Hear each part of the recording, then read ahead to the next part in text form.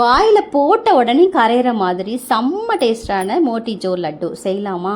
அதுக்கு முதல்ல பாகு ரெடி பண்ணிக்கலாம்.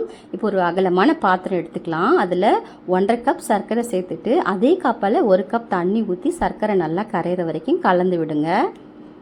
இப்போ ஒரு 7-8 நிமிஷம் நல்லா கொதிக்கணும். இதில் கொஞ்சமாக ஏலக்காய் பொடியும் கொஞ்சமாக ஃபுட் கலர் சேர்த்துட்டு இதில் 1/4 மூடி லெமன் ஜூஸ் பிழிஞ்சு விட்டுக்கோங்க. இந்த மாதிரி பிசு பிசுன்னு வரணும். இப்போ பாகு ரெடி ஆயிடுச்சு.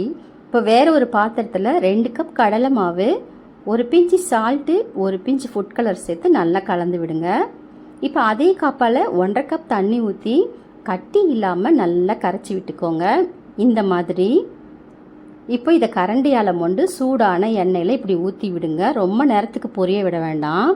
ஒரு 3/4 வாசி வெந்தால் போதும். அப்படியே எடுத்து நல்லா ஆற வச்சுட்டு ஒரு மிக்சி ஜாரில் சேர்த்து பல்ஸில் வச்சு எடுத்திங்கன்னா இந்த மாதிரி கொரன்னு வரும்.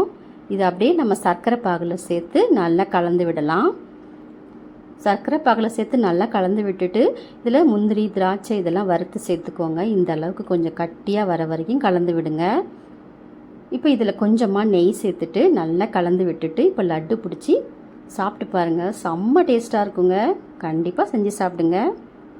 தேங்க்யூ.